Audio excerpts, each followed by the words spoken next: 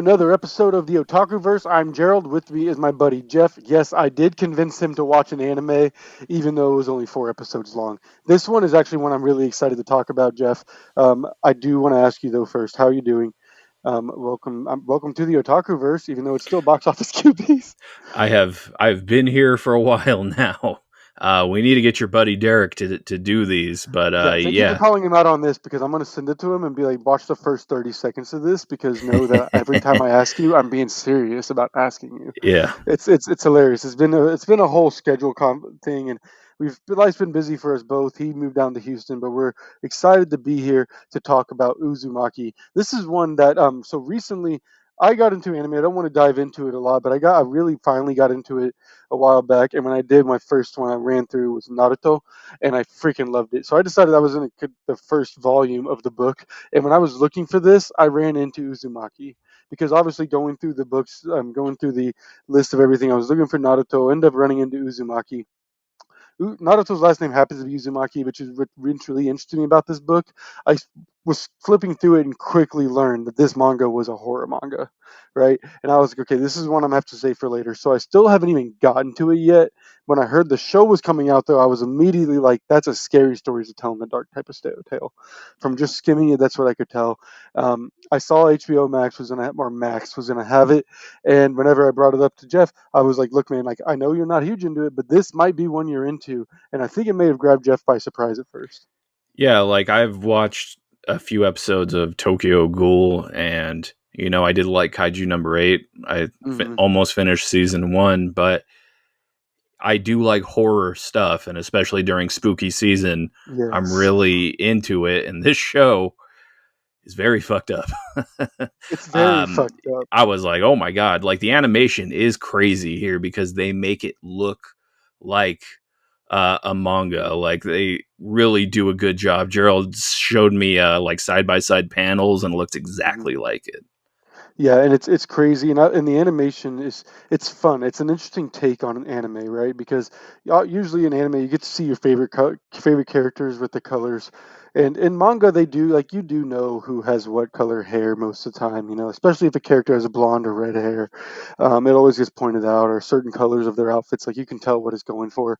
But it's interesting to see them just go without color and keep it like it was drawn, and that was very interesting to me. But also the thing I really want to talk about and hit on is just the casting. And I know that this is a show where you don't really get too close to anybody. You don't really get too close to even the main characters. But the cast, both the English and the Japanese. I watched the Japanese version where you have Shinichiro Miki playing Shuichi, and that's of course Kide's boyfriend. Um, the Japanese voice actor Shinichiro Miki I just mentioned, he's Gyro in JoJo's Bizarre Adventure, Kojiro, otherwise known as James in Pokemon, and multiple other voices in Pokemon. Okay. And I'm talking the original Pokemon, like in the 90s. Mob Psycho, he's Koyama. Bleach, he's Udohara. That's Bleach Thousand Year Blood War, by the way. And in the new Dragon Ball Z Sparking Zero game, which if you have, you need to add me on that at the end of it. I'll put my gamer tag. But he's Zamasu in that. So he is very well versed. You look at the English side, same character being Shuichi. You got Robbie Damon. Um, he's in let me put I can't read my own freaking handwriting over here. He's in Bleach. He's a major antagonist in that. I can't read the name. He's the blonde guy that ends up fighting against Udohara. I'm blinking. I don't want to spoil it because it's not even out in the show yet, but he's in there. He's also Megami and JJK. That's the big one for a lot of the English watchers. JJK is a big anime at this moment. So that's just like the main character's boyfriend.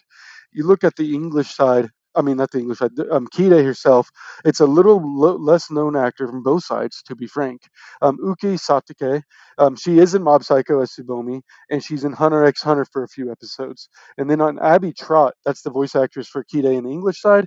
We have Nezuko from Demon Slayer, which, spoiler alert, even though she doesn't talk for the first 3 seasons, Nezuko does now actually talk. So she does actually going to start having a big part in that. And she was Kirara in Boruto. It was a filler arc in Boruto, but it was still a pretty good filler arc in my opinion. And her character was a very good genjutsu user, so I was a big fan of her. So hearing those voices and you already like the voices, those two were my favorite. aside from Shuichi's mother, who I think should win a freaking award for just how many times she had to scream on camera. Yeah, it's very jarring. There's a lot of screaming in here. There is a lot of like unexpected moments.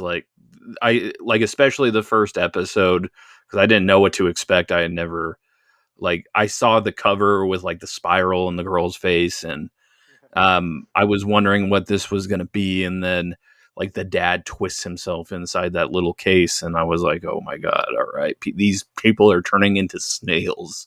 Um, Yeah, it's very nightmarish. I think I did have nightmares one of the nights I watched this. yeah, So obviously, it did get my attention. And you know, I'm not that big into anime. Gerald has got me into it a lot more, like 100% more than I was before. So, I which isn't win. hard to do. I win. No, I Yeah. mean, it's been that was a really this one was really fun, and the story, and we're gonna go ahead and walk into a little bit of spoiler territory.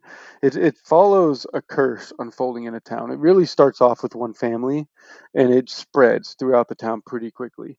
You start and at first you kind of feel scary stories are telling the dark thing because the storytelling is very nonlinear. So I think that's where that feeling came from for me, at least in the first two episodes. Now, I do know a lot of people complained about the animation drop after episode one. To me, it's not as noticeable. I think anime fans in general like to complain quite a bit when it comes to animation drops. Um, Go watch a DC Universe animation, and you'd much rather be watching whatever anime is being output on Crunchyroll. I guarantee it. But I think that so the show follows a city that is developed by this curse, and by the end we really learn that the curse is a cycle, a spiral, if you will, or an Uzumaki, um, and it's continuous. So if after a while it does stop, and then it just restarts itself. And what it needs from what apparently it seems like human hosts, human sacrifices, and the town to be rebuilt into an Uzumaki itself. Jeff, at the end of it, I know that you earlier I told you I explained that to you. Like I mentioned, I texted that kind of thing to you. But what was your initial thoughts at the end of it before knowing anything else? I was kind of taken aback. I was like, what did I just watch here? Because it's very short. That's my criticism of this show. It is 4 episodes, and I think they really tried to cram a lot into those 30 minutes. And like you'll miss stuff if you look down at your phone or something like that. Like there are story beats that just go way over your head. Like Hmm. that last episode was crazy because you have this like gang of raiders coming in to the town, and then the news crew, and then they're eating the snail people. It's very, very jarring to see all of that happen. But when you explained it to me, Gerald, like about the curse and what is actually going on in the town, it did remind me a lot of It, where it's like, hey, Pennywise has to feed every X amount of years, and he comes back, Yeah. and there's a curse in Derry. There's kind of a curse on this town too. So once you told me that, I did like the story a little bit more, but it was very hard for me to follow, I would say. Yeah, yeah, and I think even I after watching it, I had to kind of do a little bit of looking into it myself, like before I even came to that, because I don't know if taken aback was the word. I was just like, okay, so what was the meaning? Why did it end like that? Why did we end with a story that really doesn't have anybody winning? There's no big there's no winner here, right? I mean, everybody's losing, correct? Um, but it's Aki Itami's story, and that's how he wanted it to be, though, because in this kind of story, it doesn't always end with a win. Curses don't always get solved. They may just be inevitable curses. In Uzumaki, like this one, and it's crazy because I really like the title because like everything about it, even this demon, like I don't know how else it really fits in with the theme. I think to me, just makes sense. It's like that Uzumaki, that sense of the spiral that just keeps going and going and going, and it can just eat itself and really consume someone. But I think it's really trying to say, how in society and real life, even when this was written, it was still true today. That like people can get they can get really spiraled onto themselves on anything, whether it be relationship problems or, certain foods you like or art or, whatever. Or so it could be something good, it could be something bad. And we see that kind of happen with the characters throughout this show. Yeah, I really did like the first two episodes a lot. Those are definitely the strongest animation wise and everything else. I think when it kind of descends into chaos is where it kind of lost me, where the whole town goes into the spiral. Like that second episode when the kid in the school turns into a snail and he's climbing up the window. That is crazy. Like that's probably what I'm going to remember probably most about this show is that image of him climbing up the window, and then you have like his parents coming to see him, and then he's like basically in like a little zoo cage after that. He's like, Yeah, "That's your son now." It's like, that's what are him. you even talking about? They just have to accept it now. Yeah. I loved how like a lot of people just kind of ignored what was happening in the town too. Um, let's talk about favorite episode real quick. What my I really enjoyed the first two, like you said, but really for me, the mosquito episode, it was just kind of creepy. I don't know what about it. I think that might be too, but it's the episode where the women at night they're feeding off of the people to like feed their babies. They talk about how like mosquitoes do that, and they end up doing it. And I don't know, man. That one gave me the chills. I don't know why. Yeah. I don't like mosquitoes at all. So that did kind of get me there too. But yeah, the second episode, it's like the calm before the storm, I would say. And Yeah, that's probably my standout for sure. that's fair. That's fair. And I think, like you mentioned, there. I think the big issue people will have watching this is you do kind of have to dedicate yourself to it. If you want to catch every story beat or hear everything that's said, or catch on to little things here and there, you may even miss a murder straight up. It happens pretty quick sometimes. So like, I think that will get to some people given the tendency of the everyday person's attention span. I mean, it was an issue for me at times, so like I had to like put my phone away, make sure I wasn't on it. So that's partially why I watch it in subtitle version. So Yeah, I that so makes I have to sense. make sure I hit pay attention. I have to make Yeah. sure I pay attention now. But I also it's learning Japanese, but that's besides the fact. I wanna walk right into our rankings real quick before going any further, before spoiling the rest for anybody. Um, I'm gonna give this an all-star. I think the story is a little hard to follow at times if you're not paying attention dearly, but I think that's also could be considered a plus because I think that it gives you rewatchability. I think the scare factor in it, there's no jump scares really per se. There's a few here and there, but like for the most part, it's built up sphere, I think, and I think that makes it a pretty good Halloween watch. Um, Not only because the story is a little more complicated and like that means you might find something new every time, but because it's only 4 episodes, and that could be is that a double-edged sword. It's good and it's bad. It makes it an easy watch during the holiday season, Halloween season. It's only 4 weeks typically, but it also makes it something that you don't need 3 to 5 weeks of sitting Yeah. down every night. Yeah, like the bingeability of it is good. Like you'll finish this show in an afternoon if you haven't Hmm. even watched it. I just like the imagery is great. I think I am going to bench it just because like it didn't really resonate with me, but That's like it's fair. not a bad show. Um, it's just not uh, one that held my attention throughout the 4 episode run. I think the first two are very strong, and then I think it kind of falls off a ledge. So, um, That's fair. yeah, that's what I would That's say. fair.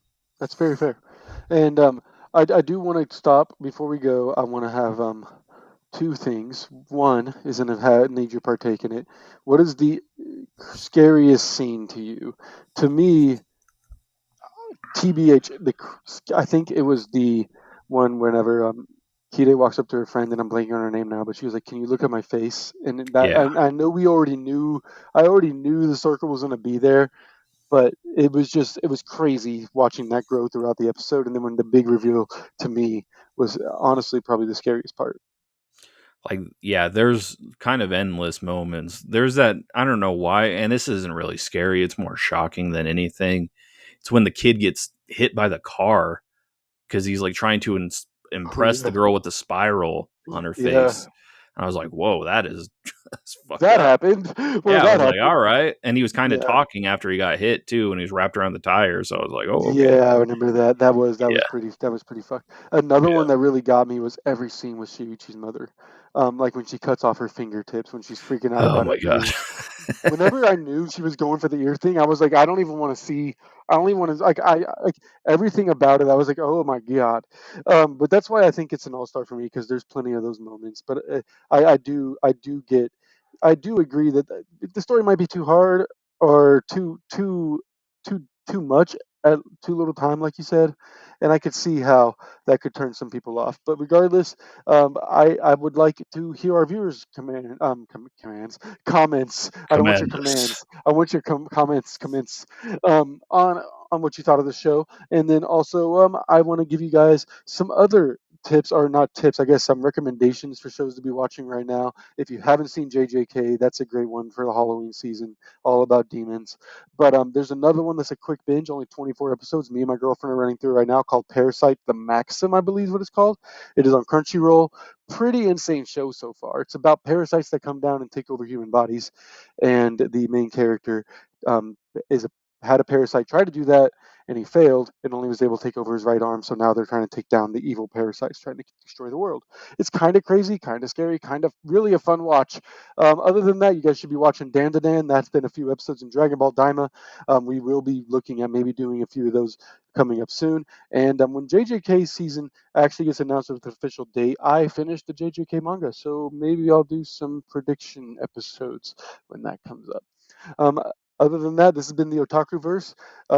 Adios, mateashita, goodbye. I'm Gerald. That's Jeff. Follow us on social media, and see you all around. See ya.